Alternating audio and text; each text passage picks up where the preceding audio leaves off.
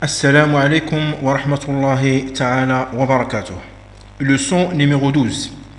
Dans cette leçon, on va voir comment utiliser les insertions des équations pour les mathématiciens ou comment insérer les symboles en général. Donc pour les mathématiciens, vous pouvez rédiger votre exercice ou vos examens en utilisant les Microsoft Word si vous avez des exercices qui contiennent des fonctions mathématiques ou des équations mathématiques. Dans ce cas, vous pouvez utiliser le ruban insertion et après, vous choisissez équation et vous trouvez par défaut un ensemble de types qui sont déjà prédéfinis des équations. Donc voilà un exemple et deuxième. Et vous pouvez voir autres équations à l'aide de boutons autres équations sur office.com.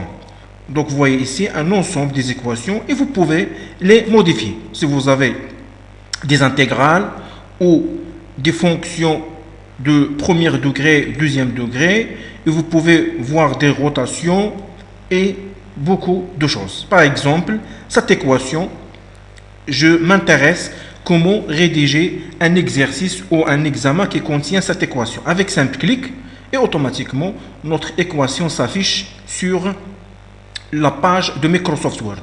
Et par défaut, vous voyez ici, il y a un ruban qui s'ajoute, qui s'appelle conception, quand votre fonction est sélectionnée.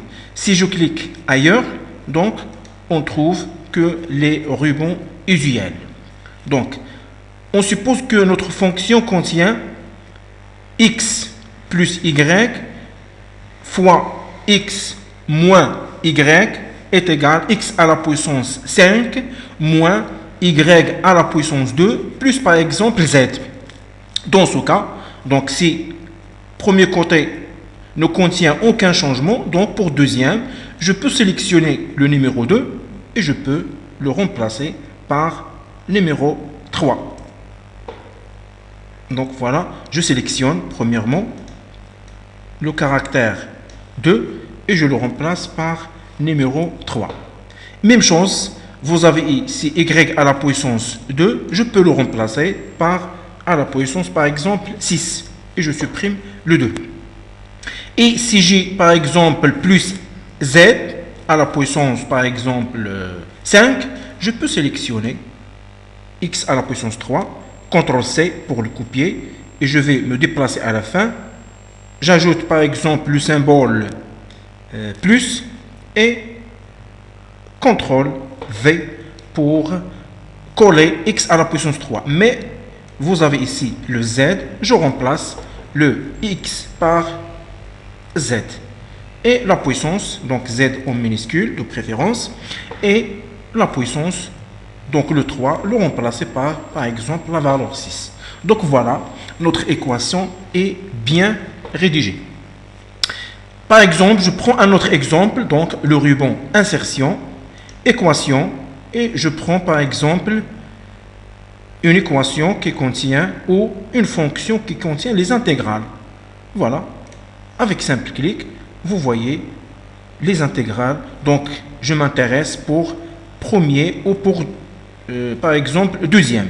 Donc je supprime les deux, les 3 et 4e lignes et je supprime la première ligne, ça veut dire côté à droite avec supprimer et voilà notre équation qui contient la fonction c'est est égal, je supprime pour que deuxième ligne augmente à côté de l'intégrale moins infini jusqu'à plus infini exponentielle moins x à la puissance 2 dérivée de x. Voilà.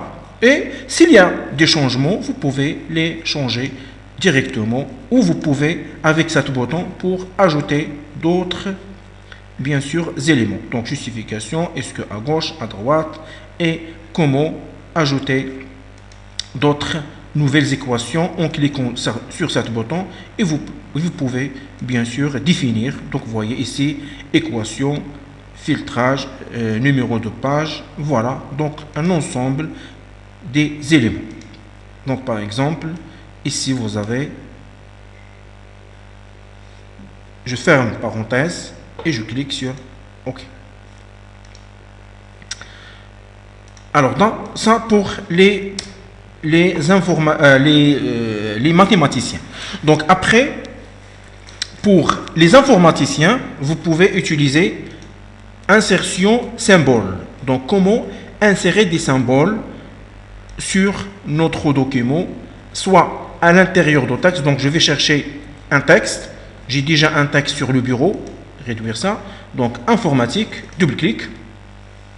Et vous voyez ici, si je veux par exemple, à la fin du premier paragraphe, je peux insérer un symbole. Donc, en choisissant insertion et symbole, et vous voyez ici un ensemble des symboles qui sont déjà utilisés dernièrement.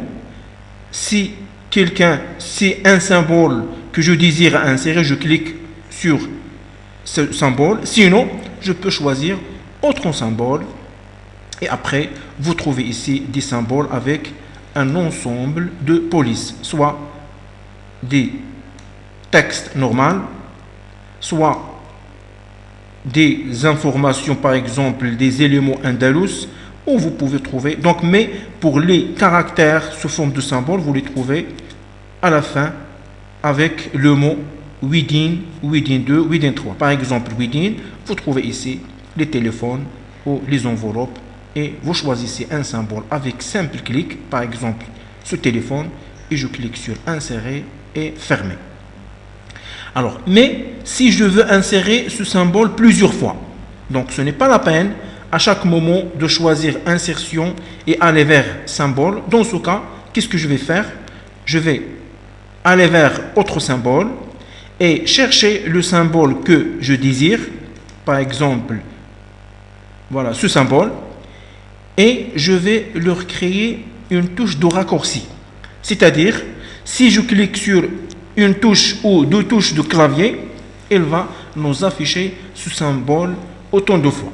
Par exemple, je sélectionne un symbole quelconque, par exemple sur Windows, et je choisis touche de raccourci. Il vous demande de taper nouvelle touche de raccourci.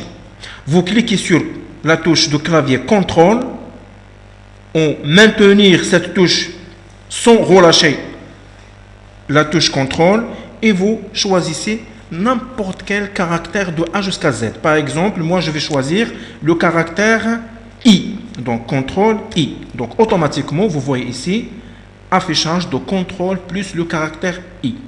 Donc pour attribuer cette touche de raccourci au symbole Windows, donc je vais choisir attribuer. Voilà, vous voyez ici, touche actuelle, c'est CTRL plus I, elle est attribuée à ce symbole. Maintenant, je peux cliquer sur fermer, fermer. Donc, je place le curseur, je positionne le curseur à l'endroit que je désire et je choisis CTRL I. Et voilà, le symbole Windows s'affiche. Je positionne le curseur ici, CTRL I, autant de fois, CTRL I, CTRL I, CTRL I, automatiquement. Sur ce document, le CTRL plus I, elle est attribuée à ce symbole qui s'appelle Windows. Et l'objectif de ces symboles, c'est pour, lorsque vous réalisez par exemple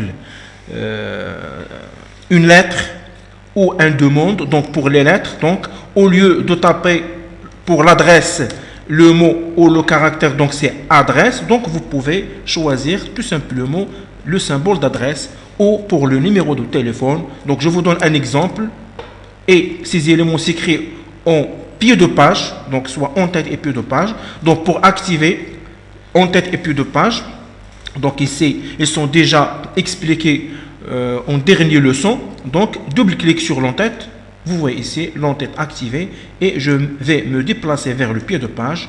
Je positionne le curseur ici et je vais choisir accueil, insertion, après symbole et voilà notre téléphone. Mais je dois aller vers autre symbole.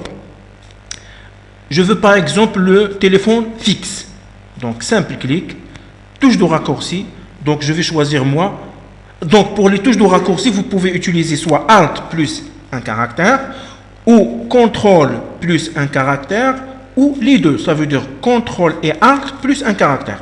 Alors pour ce téléphone, je vais cliquer sur CTRL ALT sans le relâcher et je choisis par exemple le caractère A. Donc vous voyez CTRL plus ALT plus A. Attribuer et fermer.